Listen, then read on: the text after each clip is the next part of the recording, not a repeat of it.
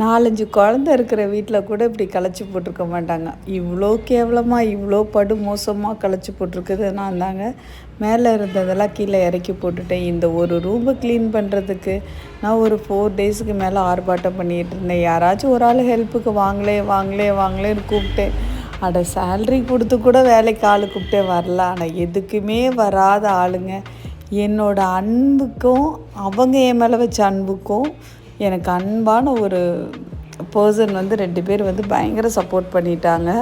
ரொம்ப நாளாக வாங்கி வச்சுருந்த மிக்சியை கூட எடுத்து யூஸ் பண்ணுற மாதிரி கீழே இறக்கி அதை எடுத்து வச்சு ரெடி பண்ணிகிட்டு இருந்தேன். அது மட்டும் இல்லை, அந்த பர்டிகுலராக அந்த ஒரு ரூம்பு பார்த்திங்கன்னா உலகத்தில் என்ன மாதிரி யாரும் அவ்வளோ கேவலமாக போட்டுக்க மாட்டாங்க. அப்படி ஒரு கேவலமாக போட்டிருந்த ரூம்பை ஒரு வழியாக ரெடி பண்ணி ஆர்கனைஸ் பண்ணி வச்சாச்சு. பர்டிகுலராக அது என்னென்னு பார்த்தீங்கன்னா, என்னம்மா அங்கே டிவி வச்சுருக்கேன்னு கேட்காதீங்க. அதாங்க வெடிச்சு போன நம்ம டிவி. இதுக்கு பேர் தான் தையல் மிஷின். இதை நல்லா பார்த்துக்கோங்க. ஜாக் இதுக்கு பேர். நல்ல பேரும் வச்சுருக்காங்க.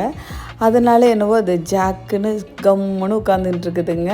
இந்த பாக்ஸு ஃபுல்லாக ஆர்கனைஸ் என்ன பண்ணி வச்சுருக்கேன் அப்படின்னு பார்த்தீங்கன்னா, ஹேண்ட்பேக்லாம் போட்டு வச்சுருந்தேன். மேலே எல்லா திங்ஸும் நீட்டாக பர்ஃபெக்டாக அடுக்கி விட்டாச்சு.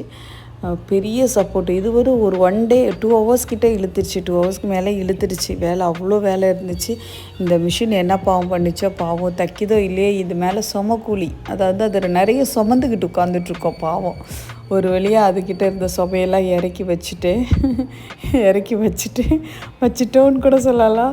ஸோ ஒரு வழியாக ஹெல்ப் பண்ணாங்க. அதுக்கு ஹெல்ப் பண்ண அந்த அன்பு உள்ளவங்களுக்கு ரொம்ப ரொம்ப தேங்க் பண்ணிக்கிறேன். இங்கெல்லாம் நைட்டு உட்காந்து நான் தான் ஆர்கனைஸ் பண்ணேன். என்னென்னா, எப்போவுமே வீடியோக்கு இந்த கம்மல் இதெல்லாம் ட்ரெஸ்ஸுக்கு மேட்சாக எடுக்கிறேன்னா ஒவ்வொரு பாக்ஸ்லேயே போட்டு எடுத்துகிட்டு போயிட்டு அதை களைச்சி கொண்டாந்து போட்டு வச்சுருப்பேன். அந்த கூடுறதெல்லாம் மறுபடியும் ஆர்கனைஸ் பண்ணுறது. அப்புறம் சமையல் கட்டை அடிக்கடி ஒவ்வொரு மாடலில் வச்சுப்பேன்.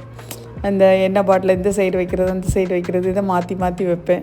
எப்படியோ வச்சு ஒரு வழியாக ரெடி பண்ணிவிட்டேன். என்ன மாதிரி இப்படி போட்டுட்டு அடிக்கடி க்ளீன் பண்ணுறவங்க இருந்தீங்கன்னா மறக்காமல் கமெண்டில் சொல்லிட்டு போங்க. தேங்க்ஸ்.